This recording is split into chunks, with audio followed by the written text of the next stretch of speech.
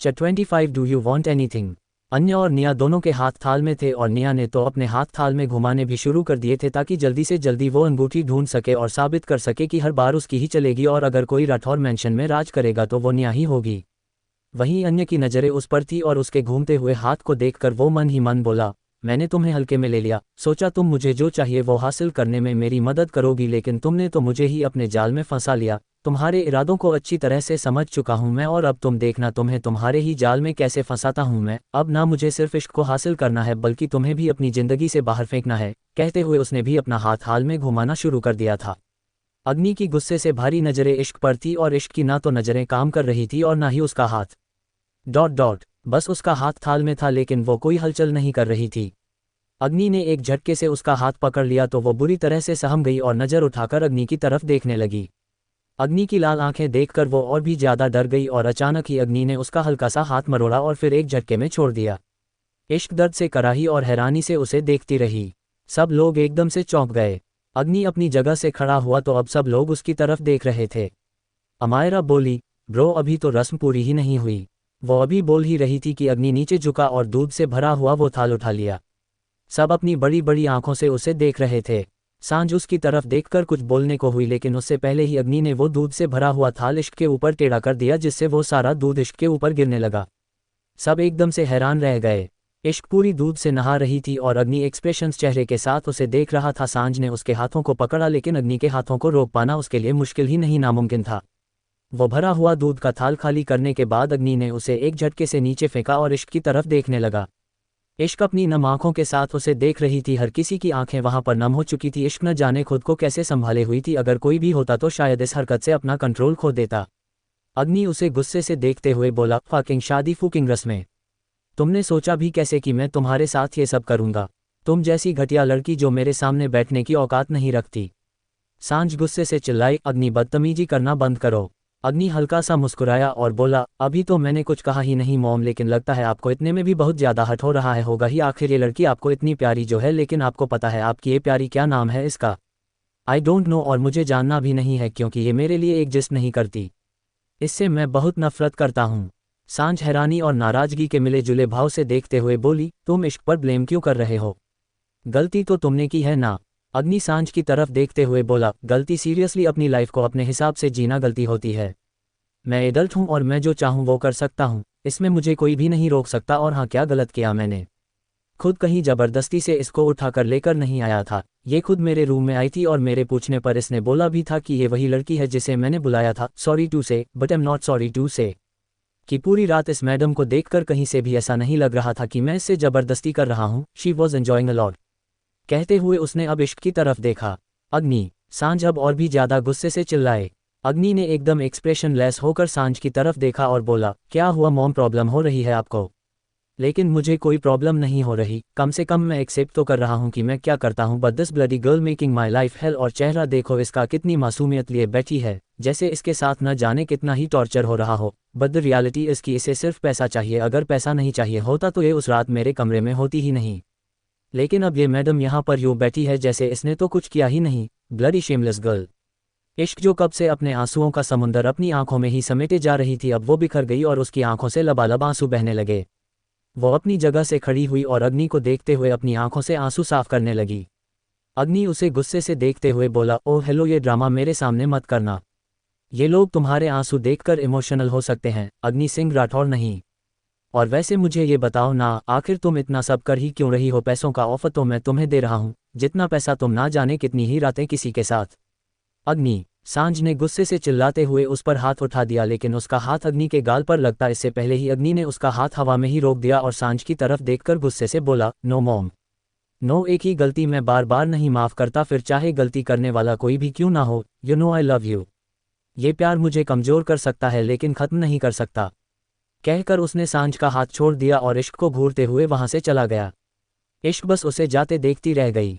उसके जाने के बाद सांझ ने उसके कंधे पर अपना हाथ रखा और उसे संभालने की कोशिश की लेकिन इश्क के आंसू रुक ही नहीं रहे थे। इश्क को इस हालत में देखकर अन्य के चेहरे पर एक शातिर मुस्कुराहट थी।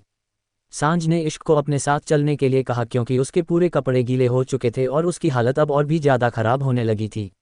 अग्नि की बातें सुनकर सबका मूड खराब हो चुका था और उसके गुस्से ने तो सबको और भी ज़्यादा चौंका दिया था। सबको लगता था कि शायद रशिया जाने के बाद अग्नि के गुस्से में कोई बदलाव आया हो, लेकिन अब भी उसका वही गुस्सा बरकरार था। उसकी आंखों को देखकर ही पता चलता था कि गुस्से में वो कुछ भी कर सकता है। अग्नि बाहर पार्किंग एरिया में आया और अगले ही पल उसकी गाड़ी हवा से बातें करती हुई राठौर मैंशन से निकल गई। रात के तकरीबन 10 बजे नाइट 4X क्लब। अग्नि बार काउंटर पर बैठा ड्रिंक कर रहा था और पारस उसके सामने खड़ा था। अग्नि का चेहरा एकदम एक्सप्रेशनलेस था। पारस उसे देखते हुए बोला, सॉरी बॉस, आपने जिस लड़की को ओ योर शूट अप मॉरन। अग्नि गुस्से से बोला। उसे गुस्से में देखकर पारस जल्दी से चुप हो गया। उसने अपना चेहरा झुका लिया। अग्नि अपने सामने रखे हुए ड्रिंक के गिलास को देखते हुए बोला, अब मुझे किसी के बारे में कोई इन्फॉर्मेशन नहीं चाहिए। इन्फॉर्मेशन से मुझे उस लड़की के बारे में सब कुछ पता चलता, लेकिन नहीं, मुझे उसके बारे में जानने की कुछ ज़रूरत नहीं है, लेकिन उसे मेरे बारे में बहुत कुछ जानने की ज़रूरत है और अब मैं उसे बताऊंगा कि उसने मुझसे पंगा लेकर कितनी बड़ी गलती की है। नफरत है मुझे उसे लड़की से और अब वो लड़की मेरी नफरत ही देखेगी। उसका सामना अग्नि से नहीं, अग्नि के अंदर छुपे फायर से होगा। कहकर उसने ड्रिंक का गिलास काउंटर से उठाया और 1 सेकंड में पूरा खत्म कर दिया। पारस अपनी जगह पर खड़ा रहा। एक लड़की वहां पर आई जिसने बिकनी वेयर पहना हुआ था। उसने जाकर अग्नि के कंधे पर अपना हाथ रखा और अपने दूसरे हाथ से उसके घुटने को थोड़ा अलग करते हुए उसके बिल्कुल करीब होकर खड़ी हो गई। अग्नि ने अभी तक उसकी तरफ नहीं देखा था, उसका ध्यान दूसरी ड्रिंक बनाने में था। वो लड़की उसकी गर्दन पर अपनी उंगलियां चलते हुए बोली, डू यू वॉन्ट एनीथिंग? जो मुझे चाहिए वो मुझे दे सकती हो? अग्नि ने एक्सप्रेशनलेस होकर पूछा। वो लड़की सेडिक्टिव वे में मुस्कुराए और बोली, I can give you everything. अग्नि ने अपने हाथ में पड़े हुए ड्रिंक के गिलास की तरफ देखा और फिर उसे अपने करीब लाकर अपनी चेस्ट पर गिरा दिया। उसे लड़की ने इंटेंस स्माइल के साथ उसे देखा और फिर उसकी शर्ट को साइड करते हुए उसके सीने को चूमने लगी तो अग्नि ने उसकी कमर पर अपने हाथ कस दिए और उसे अपनी गोद में उठाकर वहां से ले गया। आगे जारी है। 26 मुझे बहुत दर्द हो रहा है। रात के तकरीबन 1 बजे नाइट 4X क्लब। अग्नि अपनी शर्ट के बटन बंद कर रहा था और उसके सामने बेड पर एक लड़की लेटी हुई थी जो बड़ी ही सेडिक्टिव नज़रों से उसे देख रही थी। वो लड़की अपनी जगह से उठकर अग्नि के पास आए और उसके कंधे पर अपना हाथ रखकर उसके चेहरे को अपनी उंगलियों से छूते हुए बोली, I just loved it, you are amazing, can we have it again? Agni expressionless होकर बोला, sorry babes but you are not that amazing.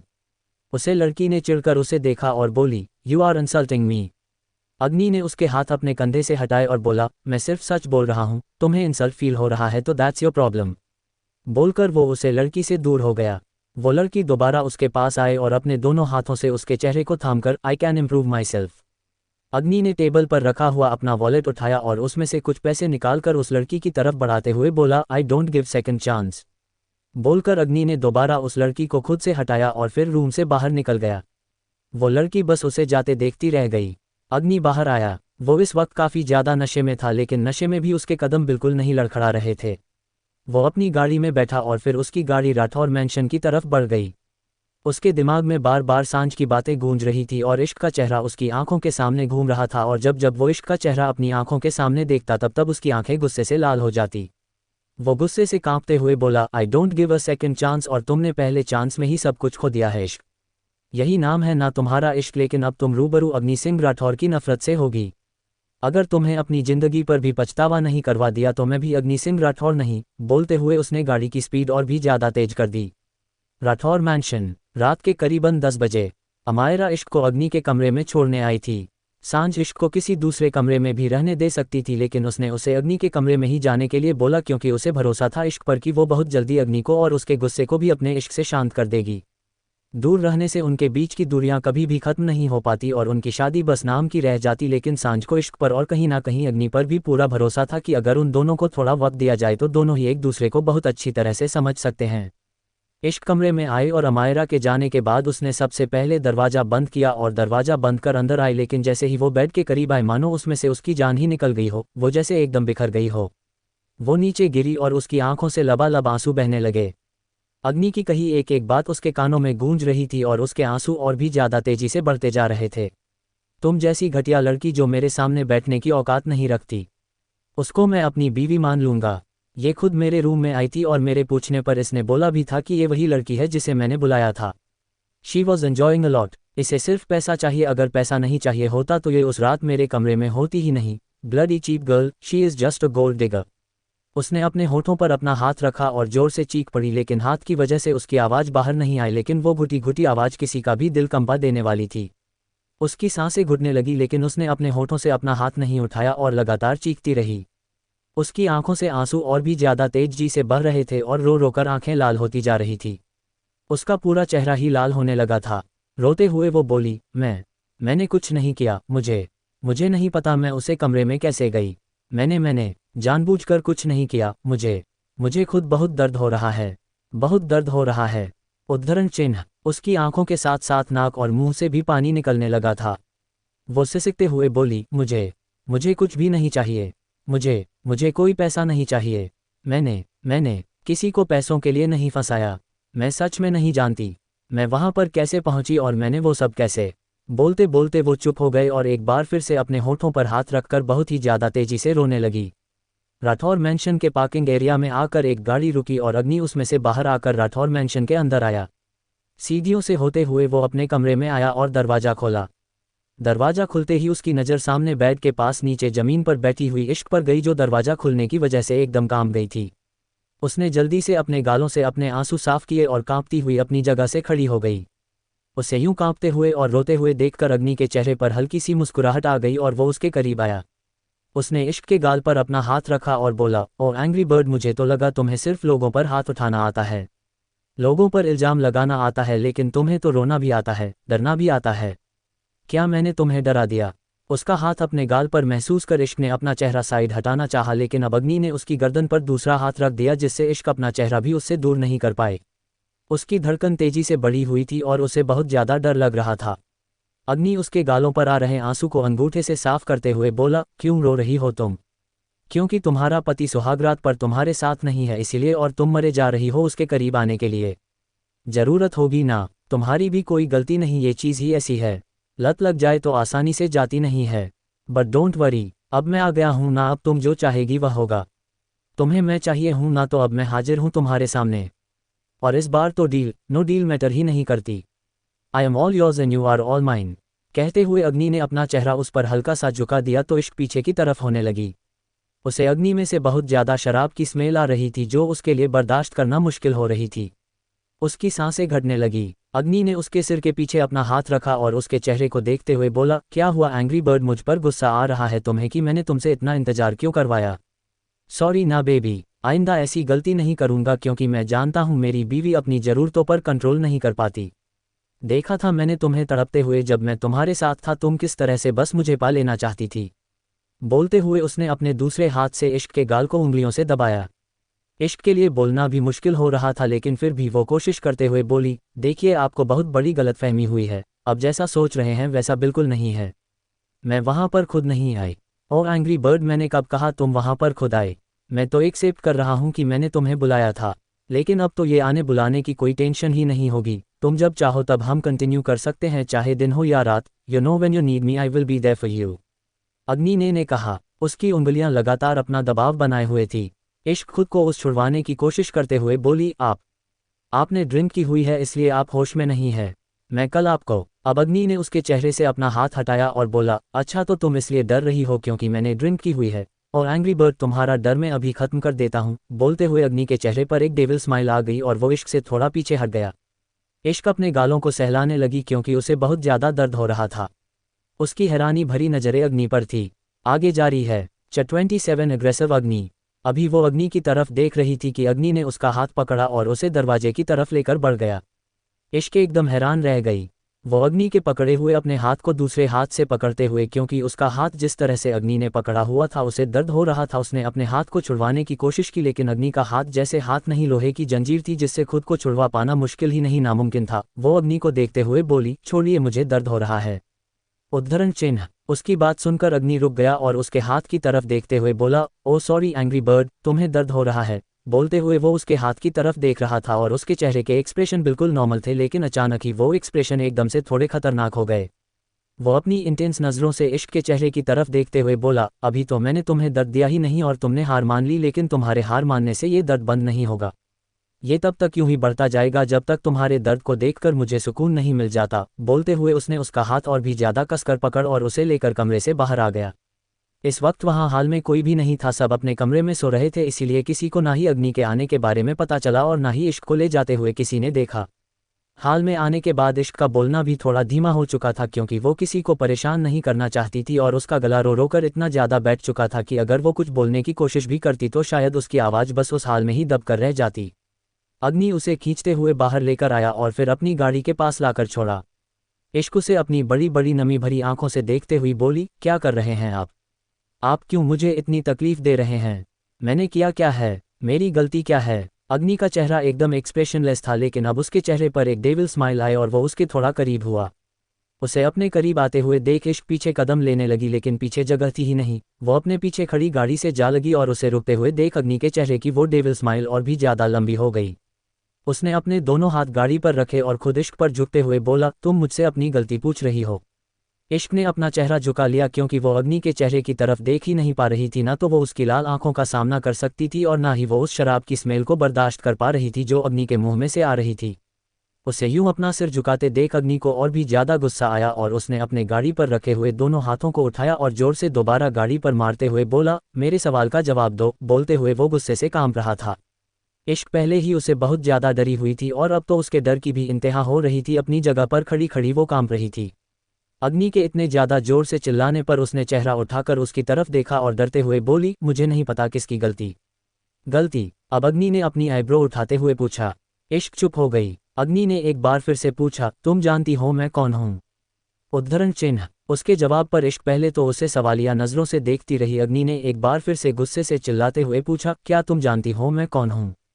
इश्क ने डर से कांपते हुए जल्दी से अपना सर हाँ में हिलाया और अटक अटक कर बोली, अग्नि सिंह राठौड़। एग्जैक्टली। बोलते हुए अग्नि के चेहरे पर डेविल स्माइल थी। वो तिरछा मुस्कुराते हुए आगे बोला, तुम इतनी भी बेवकूफ़ नहीं हो जितना मैंने तुम्हें समझा, लेकिन इतनी भी चालाक नहीं हो जितना तुम खुद को समझती हो। अपनी गलती पूछ रही हो ना तुम तो एंग्री बर्ड। तुम्हारी कोई गलती नहीं है क्योंकि अग्नि सिंह राठौड़ से दुश्मनी मोल लेना गलती नहीं गुनाह है, इसीलिए तुमने कोई गलती नहीं की बल्कि गुनाह किया है और अब तुम इस गुनाह की सजा भुगतोगी, वो भी हर पल, तिल तिल, मरकर। And I promise I will make your life hell and that mission start now. बोलकर उसने इश्क की कलाई को अपने हाथ से पकड़ा और उसे घुमाते हुए गाड़ी से दूर किया। इश्क लड़खड़ा कर नीचे गिरने को हुई लेकिन उससे पहले ही अग्नि ने दोबारा उसका हाथ पकड़ा और गाड़ी का दरवाजा खोलकर इश्क को लगभग धक्का देते हुए अंदर बिठा दिया। इश्क की आह निकल गई। उसकी हालत पहले ही ठीक नहीं थी और अब इस तरह तो उसकी हालत और भी ज़्यादा बिगड़ती जा रही थी। अभी इश्क खुद को संभालने की कोशिश कर रही थी। अग्नि जाकर ड्राइविंग सीट पर बैठा और बैठते ही उसने गाड़ी स्टार्ट कर दी और गाड़ी की स्पीड इतनी ज़्यादा तेज थी कि इश्क अपनी जगह पर बैठी हिले जा रही थी। वो कभी इस तरफ गिरती तो कभी उस तरफ और अग्नि की ड्राइविंग और भी ज़्यादा रफ होती जा रही थी। इश्क कुछ बोलने को हुई लेकिन जैसे ही उसने अपना मुंह खोला अग्नि ने झट से ब्रेक लगा दी जिससे इश्क जाकर सीधा डैशबोर्ड पर गिरी।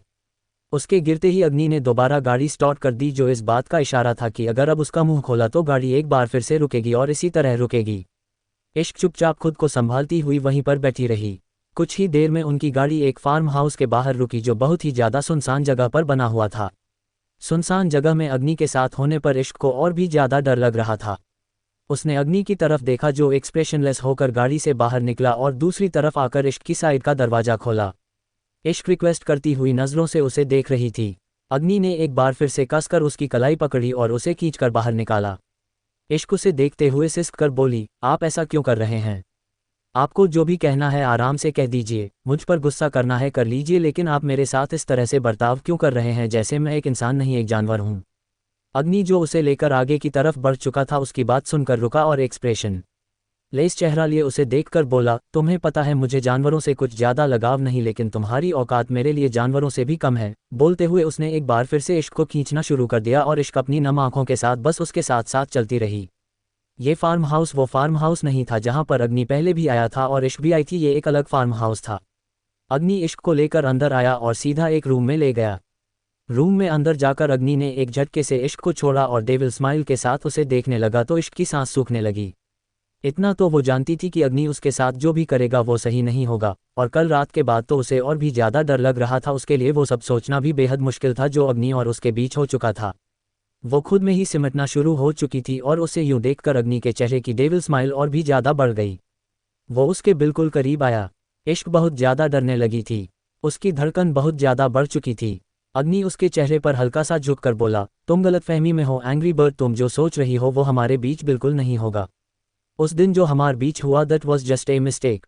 और अग्नि सिंह राठौर गलती से भी कोई गलती नहीं दोहराता, बोलते हुए उसने अपनी शर्ट को थोड़ा सा ऊपर उठाया और आगे जारी है। 28 that is all I want.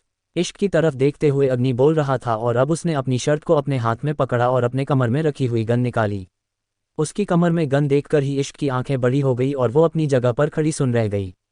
आज उसने पहली बार जिंदगी में हथियार को अपनी आंखों के सामने देखा था, वरना आज तक सिर्फ उसने इन सब चीज़ों के बारे में सुना था। वो बुरी तरह से कांप रही थी और उसे कांपते हुए देखकर अग्नि के दिल में जलती हुई अग्नि को थोड़ा ठंडक मिल रहा था, लेकिन ये ठंडक काफ़ी नहीं थी। वो गन उसके हाथ में देखकर इश्क कांपते हुए बोली, आप के पास ये क्या क्या कर रहे आप मुझे जान से प्लीज मुझे मत मारिए। इश्क हकलाते हुए बोल रही थी। अग्नि के सामने उसकी जुबान चलना तो दूर, अब उसके होंठ भी ढंग से नहीं खुल रहे थे। अग्नि ने वह गन उसके चेहरे के बिल्कुल करीब की और उसे देखते हुए बोला, तुम्हारी इतनी औकात नहीं कि इसे मैं तुम पर चलाऊं। इससे मरने के लिए भी कुछ दम होना चाहिए, लेकिन तुम जैसी लड़की जो खुद को ही हथियार बना ले, उस पर मेरे हथियार भी नहीं चलते। अब इश्क उसकी बातें सुनकर और भी ज्यादा हैरान हुई। उसकी पलक तक नहीं झपक रही थी। अगर अग्नि उसे मारना नहीं चाहता तो अब वो क्या करेगा, ये सोच सोच कर उसकी जान निकले जा रही थी। तभी अग्नि उसके सामने से हटा और उसके पीछे की तरफ जाने लगा। इश्क भी उसके साथ साथ ही घूमी तो अग्नि ने उसकी कमर पर अपना हाथ रखा। एक पल के लिए इश्क पूरी कांप उठी। अग्नि को भी अपने हाथ में एक कर्ज सा महसूस हुआ, लेकिन फिलहाल दिल और दिमाग दोनों एक भट्टी की तरह तप रहे थे, और जब आग लगी हो तो बिजली का क्या काम। उसे कमर से पकड़कर अग्नि ने बिल्कुल सीधा खड़ा किया और खुद उसके पीछे खड़ा हो गया। इश्क अभी भी बुरी तरह से कांप रही थी। भले ही इश्क आश्रम में पली बड़ी थी या फिर उसे ज्यादा चुस्त चालाकी नहीं आती थी, लेकिन आज तक उसने हर मुश्किल का डट कर सामना किया था, कभी किसी के सामने हारती नहीं थी। अगर कोई उसे गलत बोलता तो वो हमेशा पलट कर जवाब देती थी। इसीलिए जब अग्नि की लड़ाई उस कैब ड्राइवर के साथ हुई थी तो उसने अग्नि को भी जवाब दिया था, लेकिन जब खुद अग्नि ने उसे पर इल्जाम लगाने शुरू किए और उसके साथ वो सब हुआ तो उसकी सारी हिम्मत टूट चुकी थी। अग्नि और उसके बीच जो कुछ भी हुआ, उसका मेंटली ट्रॉमा इतना ज़्यादा हो गया था कि अब अग्नि का सामना करने की हिम्मत उसमें बिल्कुल नहीं थी।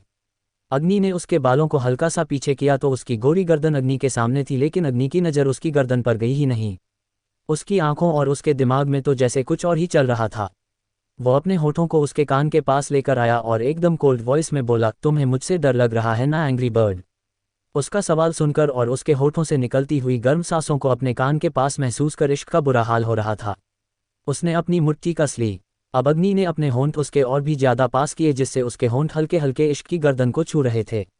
इश्क की सांसें तेजी से बढ़ने लगी और वो गहरी गहरी शोर मचाती हुई सांसें अग्नि को भी सुनाई देने लगी, जिससे उसके चेहरे पर डेविल स्माइल आ गई। अग्नि ने उसकी पीठ पर रखा हुआ अपना हाथ हल्का सा दबाया और बोला, बोलो ना एंग्री बर्ड, तुम्हें मुझसे डर लगता है क्या। अग्नि ने जैसे ही उसकी पीठ को दबाया, इश्क अपनी जगह से थोड़ी हिल गई। वो जल्दी से बोली, आप प्लीज़ मेरी एक बार बात सुन लीजिए, मेरी कोई गलती नहीं है। गलत तो आपने मेरे साथ किया है। उसका जवाब सुनकर अग्नि की आंखें बड़ी हो गई। उसने अपने हाथों में पड़ी हुई गन इश्क की गर्दन के पास रखी और बोला, ये मेरे सवाल का जवाब नहीं है एंग्री बर्ड, मैं तो तुमसे ये पूछ रहा हूँ कि क्या तुम्हें मुझसे डर लगता है या नहीं। बोलते हुए वो लगातार उसे गन को उसकी गर्दन पर रगड़ रहा था, तो ऐसे में तो किसी को भी डर लगे तो इश्क क्या ही चीज़ थी। उसने जल्दी से अपना सर हाँ में हिलाया और बोली, हाँ मुझे आपसे डर लगता है, बहुत डर लगता है। अग्नि ने जल्दी से गन उसकी गर्दन से हटा ली और बोला, सॉरी एंग्री बर्ड, मैं तुम्हें डराना नहीं चाहता था, लेकिन क्या करूं, तुम जैसी लड़कियां सीधे सीधे मुद्दे पर नहीं आती तो मुद्दा ही घुमाना पड़ता है। तो अब बात बिल्कुल क्लियर है कि तुम्हें मुझसे डर लगता है, और वो भी थोड़ा नहीं, बहुत ज़्यादा डर लगता है। तो अब मैं तुम्हारे इस डर को हमेशा हमेशा के लिए ख़त्म करना चाहता हूँ। डर खत्म होने की बजाय इश्क के अंदर अग्नि को लेकर डर और ज़्यादा बढ़ता जा रहा था। जैसे वो उसके साथ बिहेव कर रहा था उसे नॉर्मल बिल्कुल नहीं लग रहा था, और आज सुबह से उसने जितने रूप अग्नि के देखे थे हर एक रूप डरावना था। अग्नि मुस्कुराया और उसकी पीठ पर अपनी पकड़ को कसते हुए बोला, मुझे बिल्कुल पसंद नहीं कि मेरी बीवी मुझसे डरे, इसीलिए तुम्हारे अंदर के डर को खत्म करना पड़ेगा। बोलते हुए उसने अपना हाथ उसकी कमर से हटा लिया और फिर उसके हाथ को अपने हाथ में जकड़ लिया। इश्क की हालत ऐसी थी जैसे उसने अपनी सांस भी रोक रखी हो। अग्नि के हाथ में उसका हाथ था और उसका हाथ बुरी तरह से कांप रहा था, जिससे अग्नि ने उसके हाथ को और भी ज्यादा कस लिया था। अब इश्क का हाथ दर्द होने लगा। अपने गन वाले हाथ को भी अग्नि ने इश्क के दूसरे हाथ पर रखा। उस गन को अपने हाथ पर महसूस कर इश्क का डर और भी ज्यादा बढ़ चुका था। उसकी आंखों से आंसू बहने लगे और वो रोते हुए बोली, प्लीज़ मुझे यहाँ से जाने दीजिए, मैं आपके आगे हाथ जोड़ती हूँ, मैं आज के बाद कभी आपके सामने नहीं आऊँगी। आप चाहते हैं मैं यहाँ से चली जाऊँ तो मैं यहाँ से बहुत दूर चली जाऊँगी। मेरा यकीन कीजिए, प्लीज़ मुझे यहाँ से जाने दीजिए। वो गिड़गिड़ाते हुए बोल रही थी, लेकिन अग्नि के इरादे उसके गिड़गिड़ाने से बदलने नहीं वाले थे। अब इश्क के दोनों हाथ अग्नि के हाथों में थे और उनके बीचों बीच अग्नि की गन थी और उसके ट्रिगर पर इश्क की उंगली थी। उसके दोनों हाथ बुरी तरह कांप रहे थे लेकिन अग्नि ने उसके हाथों को कसकर पकड़ हुआ था जिससे उसके हाथों में बेइंतहा दर्द हो रहा था और ऊपर से वो इतनी भारी गन उससे संभाली भी नहीं जा रही थी और वो गन उसे बहुत बुरी तरह से लग भी रही थी। इश्क फिर से गिड़गिड़ाते हुए बोली, देखिए प्लीज़ मैं आपके आगे हाथ जोड़ती हूँ, मुझे छोड़ दीजिए। मैं मानती हूँ मुझसे गलती हुई है। आपसे कोई गलती नहीं हुई। मैं माफ़ी मांगती हूँ आपसे लेकिन मुझे यहाँ से जाने दीजिए प्लीज़। मैं आइंदा ना ही आपसे कुछ कहूँगी ना ही कभी आपके सामने आऊँगी। अग्नि एकदम कोल्ड वॉइस में बोला, नो एंग्री बर्ड नो। अब तो तुम मेरी बीवी हो एल, अब तुम्हें मैं कैसे छोड़ सकता हूँ। अब तो हमारा जन्मों जन्मों का साथ है ना, इसीलिए तो मैं ये से कुछ कर रहा हूँ ताकि हम दोनों एक साथ रह सके। तुम्हें भी पता चलना चाहिए कि तुम्हारा पति आखिर है क्या। बोलते हुए वो अपने होंठ एक बार फिर से उसके कान के पास ले आया और बड़ी ही धीमे लेकिन गहरी आवाज में बोला, ही इज़ अ फायर। बोलकर अग्नि ने ट्रिगर पर रखी हुई उसकी उंगली को दबा दिया जिससे वहां फायर हुआ और सामने रखा एक बेहद खूबसूरत कांच का वास एक पल में टूट गया। इश्क चीख उठी लेकिन उस फायर की आवाज के सामने वो आवाज कुछ भी नहीं थी। गन के आगे से धुआं उठा और इश्क के हाथ एक झटके से पीछे हुए। उसने पहली बार फायर किया था तो उसे बिल्कुल अंदाजा नहीं था और अग्नि ने भी उसके हाथों को ढीला नहीं छोड़ा जिसकी वजह से इश्क के हाथ भी जख्मी हो गए। फायर करने के बाद भी अग्नि ने उसके हाथों से हाथ नहीं हटाए और गन को दूसरी तरफ घुमा दिया और एक एक कर लगातार फायर करने लगा। कभी रूम में लगी हुई बड़ी सी एलईडी टूट कर गिरी तो कभी ड्रेसिंग का कांच चकनाचूर हुआ, कभी कांच की खिड़कियां टूटी तो कभी टेबल पर रखा हुआ बेशकीमती कांच। उस कमरे में जितना भी कांच था सारा टूटकर चकनाचूर हो चुका था और उनसे भी ज्यादा बदतर हालात थी इश्क के हाथों की, जो बुरी तरह से जल रहे थे और इश्क लगातार दर्द से कराहत रही थी लेकिन अग्नि के दिल में रत्ती भर तरस नहीं आया। इश्क की आंखों से लगातार आंसू बह रहे थे और अग्नि के चेहरे पर डेविल स्माइल थी। अब अग्नि ने उसके हाथों से अपने हाथ हटाए तो इश्क के कांपते हुए हाथों से वो गन नीचे जमीन पर गिरी और इश्क रोते हुए अपने हाथों की तरफ देखने लगी। वो अभी भी बुरी तरह से दर्द से तड़प रही थी। उसके पूरे हाथों पर बड़े बड़े घाव हो चुके थे, खून के जख्म और फटा हुआ मांस साफ दिखाई दे रहा था। वो दर्द से कराहते हुए नीचे गिर गई और अग्नि कुछ पल उसे देखता रहा। वो भी पैरों के बाल नीचे जमीन पर बैठा और सार्कास्टिक वे में बोला, अब तुम्हें मुझसे कभी डर नहीं लगेगा एंग्री बर्ड, या यूं कहो कि अब तुम्हें मुझसे सिर्फ और सिर्फ डर लगेगा, and that is all I want.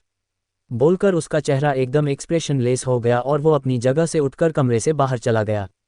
उसके जाने के बाद इश्क जोर से चीखी और अपने हाथों की तरफ देखते हुए और भी ज्यादा रोने लगी। आगे जारी है। 29 एनकाउंटर सूर्या और अग्नि का। इश्क को वहां पर रोते और दर्द से बिलखते हुए छोड़कर अग्नि कमरे से बाहर चला गया था। उसके जाने के बाद इश्क अपने हाथों की तरफ देख रही थी जो बुरी तरह से जख्मी हो चुके थे। उसका दर्द लगातार बढ़ता जा रहा था और अब आंसू बंद हो रहे थे क्योंकि आंखों में भी रोने की हिम्मत नहीं बची थी। धीरे धीरे उसकी आंखें भी बंद होती जा रही थी और वो वही जमीन पर एक तरफ गिरी और बेहोश हो गई। अग्नि बाहर आया और अपनी गाड़ी में बैठकर वहां से निकल गया। इस वक्त उसका चेहरा बिल्कुल एक्सप्रेशनलेस था। उसकी गाड़ी सड़क पर दौड़ रही थी लेकिन उसे जाना कहीं भी नहीं था। कुछ देर बाद उसने अपनी गाड़ी रोकी और गाड़ी से बाहर आया। आकर वह बोनट से टिककर खड़ा हो गया और सिगरेट पीने लगा। एक सिगरेट खत्म होती तो वो दूसरी जला लेता, दूसरी खत्म होती तो तीसरी जला लेता। ऐसे ना जाने कितनी ही सिगरेट वो पी चुका था और अब उसके पास सिगरेट भी खत्म हो चुकी थी। उसने सिगरेट की खाली डिब्बी वहीं जमीन पर फेंकी और वापस गाड़ी में बैठा। गाड़ी में बैठकर उसने एक लंबी सांस ली और गाड़ी स्टार्ट की। Space club. कुछ देर बाद उसकी गाड़ी एक क्लब के बाहर आकर रुकी। उसने अपनी पॉकेट में से अपना फ़ोन निकाला और किसी को एक मैसेज किया। रिप्लाई आने पर उसने फ़ोन वापस अपनी पॉकेट में डाला और गाड़ी से बाहर आकर क्लब के अंदर आ गया। अंदर आकर वो एक काउंटर पर बैठा और ड्रिंक करने लगा। कुछ देर बाद ही एक लड़की उसके सामने आकर बैठी और अग्नि को देखने लगी। आंखों ही आंखों में उन्होंने एक दूसरे को इशारा किया और अग्नि ने ड्रिंक का गिलास उसकी तरफ बढ़ा दिया। वो लड़की ड्रिंक का गिलास उठाते हुए बोली, अगर किसी इंसान से उसकी पहचान छीन ली जाए तो वो इंसान किसी लायक नहीं रहता। अग्नि एक्सप्रेशनलेस होकर बोला, अग्नि सिंह राठौड़ को किसी पहचान की जरूरत नहीं। वो लड़की मुस्कुराए और बोली, लेकिन तुम्हारी दुनिया में अग्नि सिंह राठौड़ कुछ भी नहीं। फायर की दुनिया फायर का इंतजार कर रही है लेकिन फिर उसे दुनिया में तब तक नहीं आ सकता जब तक बॉस ना चाहे। अग्नि व्यंग से मुस्कुराया और उस लड़की की तरफ देखते हुए बोला, लगता है तुम्हें तुम्हारी जान प्यारी नहीं है। वो लड़की अपनी ड्रिंक खत्म कर अपनी जगह से उठी और अग्नि की तरफ देखकर बोली, अगर तुम्हें मुझे मारना होता तो मैं जहाँ थी वहाँ आकर भी मार देते हैं। मुझे यहाँ बुलाने की तकलीफ तुम नहीं उठाते। एनीवेज तुम्हारे एक कॉल पर मैं कहीं भी आ सकती हूँ लेकिन मैं तब तक तुम्हारा हर एक काम करूँगी जब तक बॉस का ऑर्डर होगा। बॉस का ऑर्डर खत्म, मेरे लिए तुम्हारी पहचान खत्म, फिर बेशक तुम मुझे मार देना। बोलकर वो मुस्कुराए और वहाँ से चली गई। उसके जाने के बाद अग्नि ने अपने हाथों में पकड़ा हुआ ड्रिंक का गिलास देखा। सुबह के 4 बजे हुए थे इसलिए उस क्लब में सिर्फ 2-4 लोग थे। अग्नि ने गुस्से से कांपते हुए अपने हाथ में पकड़े गिलास को जोर से दबाया तो वो गिलास टूट गया और कांच पूरा अग्नि के हाथ में धंस गया। उसके हाथ से खून बह रहा था लेकिन उसे बिल्कुल भी तकलीफ नहीं हो रही थी, अभी भी उसकी आंखों में एक अलग ही दहशत थी। उसे आज शाम की बातें याद आ रही थी। अग्नि जब रूम में अपनी फाइल ढूंढ रहा था लेकिन उसे अपनी फाइल मिल नहीं रही थी तो वो राठौर मैंशन से निकलकर अपनी एक पसंद जगह पर गया जो उसने इंडिया आने से पहले ही रेडी करवा रखी थी। उस जगह पर वो अग्नि सिंह राठौर बनकर नहीं फायर बनकर गया था। इंडिया में रहकर रशिया की हर एक एक्टिविटी वो वहीं से कर रहा था लेकिन वहां पर जाकर उसे एक बहुत बड़ा झटका मिला। रशिया में उसकी हर एक जगह को किसी ने कंट्रोल में कर लिया था, फिर चाहे वो उसके इलीगल कामों की जगह हो या उसका ब्लैक जोन जिसमें उसने ना जाने कितने ही लोगों को बंदी बनाकर रखा हुआ था। उसके रशिया के सारे इलीगल अकाउंट्स जिसमें अरबों की तादाद में पैसा था वो सब किसी और के कंट्रोल में हो चुके थे। अगर साफ साफ देखा जाए तो इस वक्त फायर से उसका सब कुछ छीन लिया गया था। उसके वो सिक्योरिटी लॉक जिनकी एक्सेस सिर्फ फायर के पास थी, अब फायर ही उन्हें अनलॉक नहीं कर पा रहा था। उसने अपनी हाथों में बंधी हुई घड़ी की तरफ देखा जिसमें 5 बजने वाले थे। एक नैपकिन लेकर उसने अपने हाथ से बहता हुआ खून साफ किया और अपनी जगह से उठकर क्लब के बाहर आ गया। बाहर आकर वो गाड़ी में बैठा और गाड़ी स्टार्ट की। न जाने कब तक उसकी गाड़ी यूं ही सड़कों पर दौड़ती रही। उसे सुबह होने का इंतजार था। पूरी रात बीतने को थी लेकिन उसकी आंखों में नींद बिल्कुल भी नहीं थी। अगर कुछ उसकी आंखों में था तो वो थी एक जलती हुई आग जो न सिर्फ उसकी आंखों में बल्कि उसके दिल और दिमाग में भी जली हुई थी। सुबह का वक्त, राठौर मैंशन। सांझ ने अग्नि के कमरे का दरवाज़ा नॉक किया लेकिन काफ़ी देर दरवाज़ा नॉक करने पर भी दरवाज़ा नहीं खुला तो उसने खुद ही दरवाज़ा खोलकर देखा और दरवाज़ा पहली बार में ही खुल गया। वो अंदर आई तो उसे कोई भी नज़र नहीं आया। हर जगह चेक करने के बाद वो बाहर आए और बाहर आते ही उसे सूर्या दिखा जो अपने जिम एरिया में जा रहा था। उसे देखकर सूर्या वहां पर आया। सांझ उससे कुछ बोलने को हुई लेकिन उससे पहले ही सूर्या बोला, फिक्र करने की जरूरत नहीं है, दोनों फार्म हाउस में हैं और बिल्कुल ठीक है। उद्धरण चिन्ह। उसकी बात सुनकर सांझ हैरान रह गई क्योंकि कल सूर्य ने उसे इस बारे में नहीं बताया और यह जानना कि दोनों फार्म हाउस में एक साथ है सांझ के लिए थोड़ा हैरानीजनक था। उसे इश्क की फिक्र हो रही थी क्योंकि अग्नि को संभालना बहुत मुश्किल होता था और इश्क तो वैसे भी बिल्कुल नाजुक सी थी। सूर्या अपने जिम एरिया में आया तभी उसका फ़ोन वाइब्रेट हुआ। उसने अपने फ़ोन की तरफ देखा तो उसके चेहरे पर एक रहस्यमयी मुस्कुराहट आ गई। वो फ़ोन की तरफ देखते हुए बोला, एक दिन भी इंतजार नहीं हुआ तुमसे। खैर जो होना है वो तो होकर ही रहेगा। बोलते हुए उसने अपना फ़ोन अपनी पॉकेट में वापस डाल लिया और जिम एरिया से वापस अपने रूम में आ गया। रूम में आकर वो वॉशरूम में शॉवर लेने गया और जल्दी से तैयार होकर रूम से बाहर निकल गया। सांझ जो उसे ब्रेकफास्ट के लिए बुलाने आ रही थी वो एकदम हैरान रह गई। अभी तक तो उसका जिम का वक्त ही नहीं खत्म हुआ था तो सूर्या ऐसे तैयार होकर कहाँ जा रहा था। उसने सूर्या से पूछने की कोशिश की लेकिन सूर्या के एक्सप्रेशन ही ऐसे थे कि सांझ कुछ बोल ही नहीं पाए। सूर्या राठौर मैंशन से बाहर आया और अपनी गाड़ी में बैठकर वहां से निकल गया। कुछ ही देर में वो शहर से बाहर एक जगह पर पहुंचा। गाड़ी से बाहर निकलकर वो उसे जगह के अंदर आया जहां पर एक शख्स उसका बेसब्री से इंतजार कर रहा था। इक्वल्स %। सूर्या के कदमों की आहट सुनकर वहां किंग साइज चेयर पर बैठे शख्स ने नजरें उठाकर सूर्य की तरफ देखा।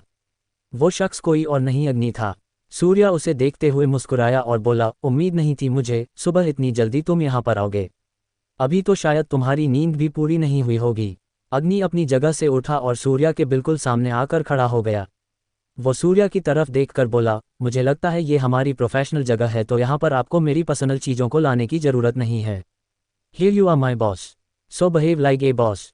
उसकी बात सुनकर सूर्या हल्का सा हंसा और फिर जाकर उस चेयर पर बैठ गया जहां पर अग्नि बैठा था। अग्नि की लाल दहकती हुई आंखों में और भी ज्यादा लाली छाने लगी। सूर्या उसे देखते हुए बोला, पर्सनल और प्रोफेशनल लाइफ कभी मिक्स नहीं करनी चाहिए। लेकिन सूर्या की दुनिया में कुछ भी हो सकता है, एवरीथिंग इज पॉसिबल।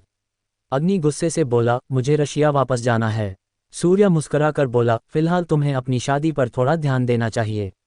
अग्नि का गुस्सा अब और भी ज्यादा फूट गया। वो चिल्लाते हुए बोला, शादी शादी शादी, I just hate this fucking शादी, कांट यू अंडरस्टैंड मैं यहाँ पर नहीं रह सकता और आप मुझे ब्लैकमेल नहीं कर सकते।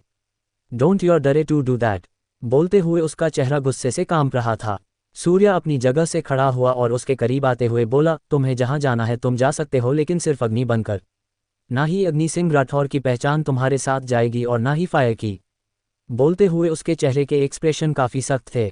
अग्नि गुस्से से कांपता हुआ अभी भी उसे देख रहा था। आगे जारी है। 30 फुके ऑफ। सूर्या अपनी जगह से खड़ा हुआ और उसके करीब आते हुए बोला, तुम्हें जहां जाना है तुम जा सकते हो लेकिन सिर्फ अग्नि बनकर। ना ही अग्नि सिंह राठौर की पहचान तुम्हारे साथ जाएगी और ना ही फायर की। बोलते हुए उसके चेहरे के एक्सप्रेशन काफी सख्त थे। अग्नि गुस्से से कांपता हुआ अभी भी उसे देख रहा था। वो गुस्से से बोला, आपने मुझसे जो छीना है वो आपका नहीं मेरा है और आप मुझसे मेरा कुछ भी नहीं छीन सकते। उसकी बात सुनकर सूर्या के एक्सप्रेशन थोड़े नर्म हो गए और वो बड़े ही आराम से बोला, मैंने जब तुम्हें रशिया भेजा था तो तुम अग्नि थे, वहां जाकर तुम फायर बने और तुमने जो भी किया उसमें तुम अकेले थे, लेकिन भूलो मत कि जब जब तुम्हें मेरी ज़रूरत पड़ी है तो मैं तुम्हारा साथ दिया है, पर फिर भी चलो मान भी लिया कि वो सब तुम्हारा अकेले का है तो तुम्हें जन्म दिया है, मैंने तुम पर इतना तो हक बनता है।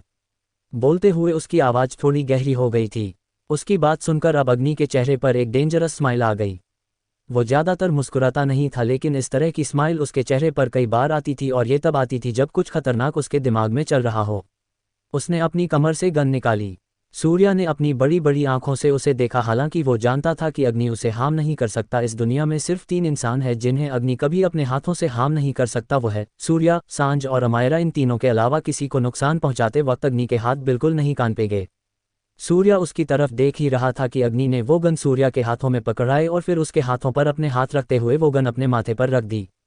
गन का निशान अब अग्नि के माथे पर था और सूर्या और अग्नि दोनों ही बेहद गहरी नज़रों से एक दूसरे को देख रहे थे। अग्नि बिल्कुल एक्सप्रेशंस होकर बोला, जन्म दिया ना आपने मुझे तो I am giving you a chance to kill me, otherwise you gonna regret dad. उसकी बात सुनकर सूर्या उसकी तरफ देखता ही रह गया। उसने ये बात बिल्कुल भी इमेजिन नहीं की थी।